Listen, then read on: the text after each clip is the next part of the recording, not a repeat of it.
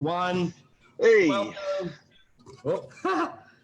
Welcome, Morning Minutes with myself, Michael Burgio, Mark Novak, coming live, episode 201, talking about arrears, end of lease, termination, vacant properties, residential, commercial. When do we start looking for a new tenant? Arrears is big, especially now, Mark? Everyone's talking. Well, we got how many weeks till 1st of September? We're coming 5-6 weeks away from that. And people are really, really concerned about how the economy, how people are going to survive. And so mortgage arrears is going to go a bit, potentially go a bit skew if. Commercial tenant arrears are going to go a bit skew if. And residential tenant arrears are going to go a bit skew if. Question is, how much has been stuffed into people's coffers while they've had this landlords having mortgage-free periods and tenants having rents reduced? How much have they stuffed into their coffer for later?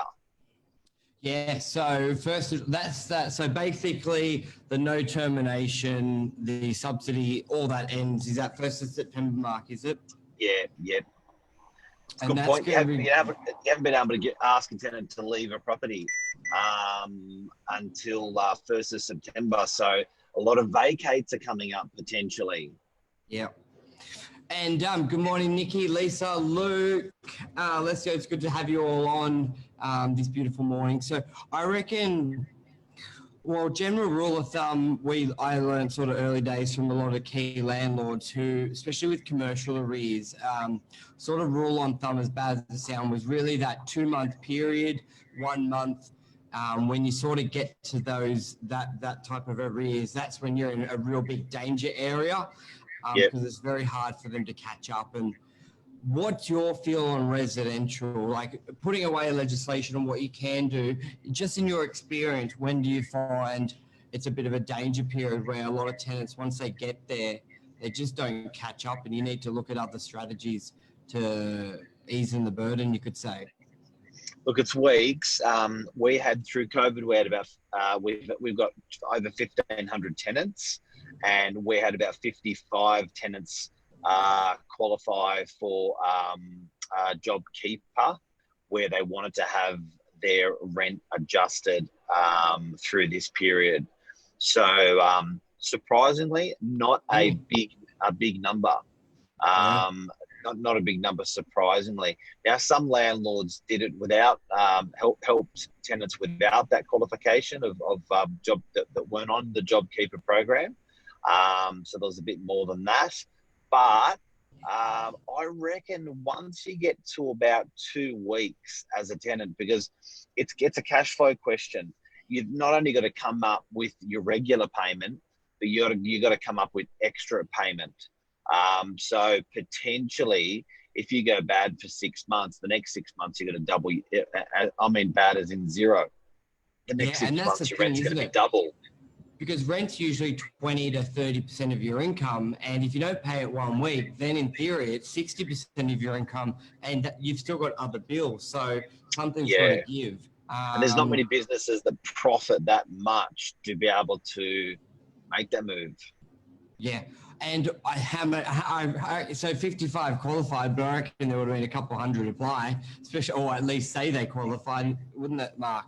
There was a lot of people just saying. About half. I reckon we probably had in terms of phone calls, emails, we probably had about a third to a half of the portfolio make requests to the landlords. And then, a lot of the landlords just wanted to see proof and paperwork, which didn't come through. Yeah.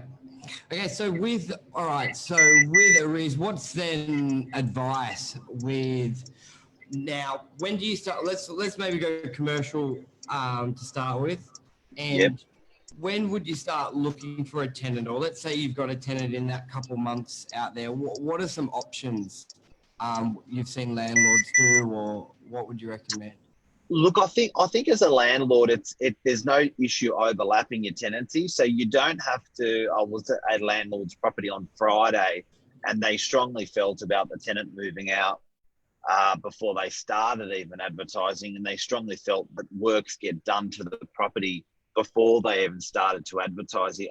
I think the more you can overlap as a landlord from your new tenancy looking at the property to your old tenancy living in the property and moving out of the property, I think the more you can actually overlap, the better it is to you to increase your chances to find the right tenant at the right price. But landlords are a bit funny that way. Yeah, they are. It's almost like they want one before they start one thing, they want one to be over, but that's not the best. But I think, first of all, communication is the most important thing when it comes to vacancy, end of lease, termination, or anything. Communication with your owner, agent, and tenant will solve 80% of the issues or worrying will be communication. Now, a big strategy that a lot of, I think more so in commercial than residential, owners are really willing to work with the tenants and come to a solution through a communication, and that could be a payment plan, a structure that way, mainly because with commercial market, it could be 1 month, 6 months, 12 months to locate a new tenant. So there is a little bit unlike residential, where it's just like kick them out and we'll find a new one in 2 weeks, because some our vacancy can be 0 to 14 days, but it's pretty quick. So sometimes it is a little bit like, let's rip the Band-Aid off that one and get a new one in, sort of thing.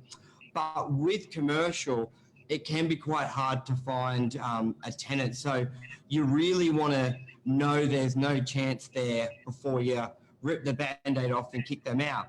Now, one thing a lot of owners do, where as soon as there's been acknowledgement that they're struggling, then they will have that communication with the tenant and say, hey, we want you to stay, but it could take 6 months to find a new tenant. So what we're going to do is we're going to put the property for lease, start communicating with other tenants, see if there's someone to take it. Now, if this is done wrongly, it can piss off the tenant, blow up the deal, and they just leave.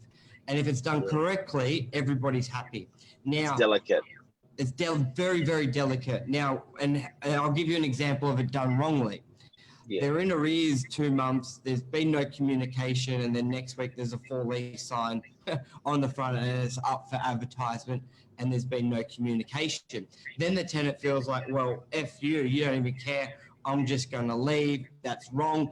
Or they dig their heels in, and then it's very hard to get them out, and they go, well, this is the legislation. You got to do this. You got to do this. And they make it very difficult. They don't give access for new tenants. Now, where a way I've had great dialogue and experience is, one, is the acknowledgement. You're in arrears, you're in arrears. You got to acknowledge it. And then it goes, well, we would like you to stay. We want to work with you, but we've also got to be working in the worst case scenario, finding a new tenant. Now, the way I've seen landlords and how I give reassurance is we say to them, let's say we do get a great offer to take the property. We're going to come to you first and give you the opportunity to cover your arrears or catch up and basically meet your lease and do good that way, rather than saying, goodbye, here's termination, we found a new tenant. We're going to give you that opportunity. And that really makes people feel better, because one, they sort of feel like, well, it's going to be pretty hard to find a tenant, so I've got time. But if you do find a tenant, because I have many properties, you think it's going to take 6 months, and then next week you've got a tenant. You give them the last opportunity, because you sort of say, you've been a great tenant up until now. We understand you spent a lot of money here. We don't want to do wrong by you, but we need to also look out for the owner's best interest. And I find, Mark, that little delicate conversation, that communication can really set the tone through this difficult period, not just for the tenants, but also the owners. They're both struggling. Like, a lot of the time, this income is the owner's income. So both are hurting. You got to, and I think as an owner and as a tenant, I think cash flows are really, really, everyone's focused on the rent now, the rent now, the rent now, the rent now. How much is the rent now, the rent now? But the cash flow is just as critical. And how many landlords I would speak with probably happens more on the residential side than the commercial side. But how many landlords I speak with that are just fixated with the rental figure. Yeah. Vacancy is so important in terms of cash flow. Vacancy, arrears is so important in terms of cash flow. Quality of tenant is so important in terms of the cash flow, because if they're not a good tenant, they're not going to generate the cash flow. So as a landlord, I urge all landlords to have a good look over your numbers and amortize them over a year, because I think that the advanced landlords are very good at doing that. They will look at that. And another thing that, and make no mistake, this is not a property manager's job. This is a salesperson's job. And so a great property manager can be a bit of a salesperson as well, which is a rare animal. But a great salesperson will also consider that the ability to pay that, rent back, the potential vacancy, the relet cost. Landlord straight away the vacancy, if that property is vacant for if it's residential and it's vacant for 3 or 4 weeks, you get a 1 week letting fee for the property. You've got some marketing or advertising on that. That's all, and it's a bugger. It's a bugger. And when tenants have to move in, another thing people have got to consider is when tenants have to move in, guess what? They've got to give notice where they're moving out of. Yeah. So often they're not going to jump into a residential property that same day that they've signed a lease. They often want to give 3 weeks notice of where they're moving out of, or with commercial, they want to give 3 months notice of where they're moving out of to do a fit out. Yeah, and you're exactly right with there a lot of landlords. Now, if you look at the commercial example, let's just say, for example, the tenant needs 20% off for a month or two. Let's say COVID, for example, it's happened. They just need that sort of relief. When you really look at the cost of finding a new tenant and the vacancy, commercial 6-month vacancy, you've got this letting fees a lot more substantial than residential. It's normally 10% of the first year's rent. So if you're taking a $100,000 lease, that's $10,000. 6-month vacancies worth $50,000, and that could, and sometimes you may just do a deal on that rental figure to keep the tenant in there as well. But also, Mark, I tell you what really struggles with owners. Sometimes the owners, they keep the property vacant because they're trying to hit this figure, and they're sometimes not looking at how long it's empty for, and they just want $650 a week, like it's some it's I think that's the vacancy. I think that people don't look at it as much as they should with that vacancy and days on market. They don't. And look, the reason I've got that's the reason I've got the arse behind me. There he is. There's the pussycat and there's the arse, because some people are asses. I'll tell you where there was some other people that are asses with tenants, which ruined it for the tenants that were genuinely affected, is people that genuinely didn't qualify. A lot of commercial tenants or a lot of residential tenants, the government made it really clear that if you're affected by a certain percentage, then you do have the ability to ask and potentially get some sort of rent reduction. That now, the amount of people that actually ruined it for the other people or made it hard in the industry was a bit ridiculous. So there were, I think, a lot of tenants tried it on for size, didn't qualify, but that took all our attention away from the people that actually needed it real fast. Yeah. So unfortunately, it took up a lot of resources. And unfortunately, like I've heard the example of a couple of businesses now going out of business because they didn't get as much help as they needed from a landlord, or the landlord didn't want to, and now they're closing up doors. Because the one thing, unfortunately, I stress to a lot of people out there, the commercial market's been pretty strong, been very hard for the last 12 months, and retail and the economy. Our interest rates are low, not because economy is good. Our interest rates are low because business retail is not that strong, and that relates to small businesses. And I think majority of landlords were really understanding and tried to work with tenants, but there were some, Mark, that were very tough. And now I've seen those tenants, they close up shop. And it's disappointing because you're right. A lot of people asked when they didn't need it. And that really hurts a lot of people who do need it. Because normally the most loudest voices, normally the louder voices are the people who don't need it. And the people who really do are the quietest. They're struggling in silence. Yeah, look, it's amazing. And another thing, guys and girls, like it's something that got any questions out there? Just Lisa Berg, great information, very informative. Thank you very much, Lisa. You're a star. You're always coming on. Luke Maroney, cash buffer, super important. Then we've got DY areas shouldn't be as affected as is more affordable, question mark. I think everyone was affected in all different ways. I think probably the more, DY's got a lot of tourists. We've got a lot of young demographic, 25 to 35, and a lot of them are studying, working in hospitality. So it was pretty, I think it was, DY was just as much as it affected, but the rental levels were at a level that JobKeeper, you could do a bit of both, where you could still pay rent and eat, where if you're in a property that you're paying $2,000 a week in rent, JobKeeper did nothing for you. It's $600, doesn't even cover half the week, where there's a lot, that sort of medium price.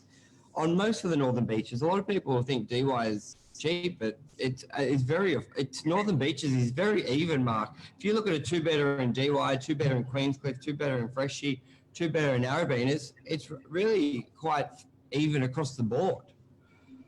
Even when you look at other parts of Sydney, like I was in Rhodes the other day, and there was a fairly new one-bedder full rent. A client's son just rented $500 a week. It's fairly consistent with what we're paying as well, and that's Rhodes. So no, it's interesting. But guys, another thing as well with these businesses that have been affected. Some of them have been affected because they've just purely been shut down as an industry. Yeah. Some of them have been affected because people's habits have permanently changed. And retail is something that people's habits have been changing for probably a good 10 years now. Yeah. And COVID amplified those habit changes even more so. I know Lisa had an experience the other day in a I think it was David Jones or Myer. And she's buying some work shoes, and she said, "Oh, could I try these?" And they said, "Oh no, that's a different section. It's over there. That's over there."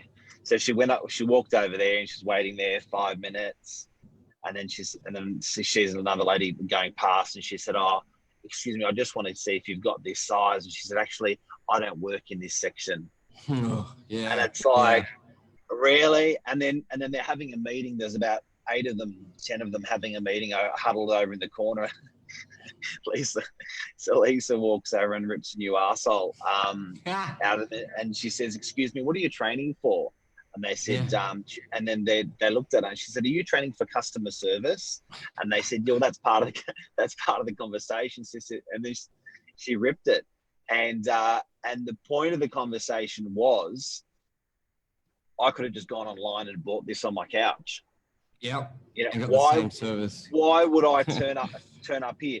Because guess what the lady said? Even when she finally did get service, the lady said, "No, we don't have that size, but we may have it in another store. Yeah. Would you like me to get them in?" And I think we've all heard that before. Yeah, all the time.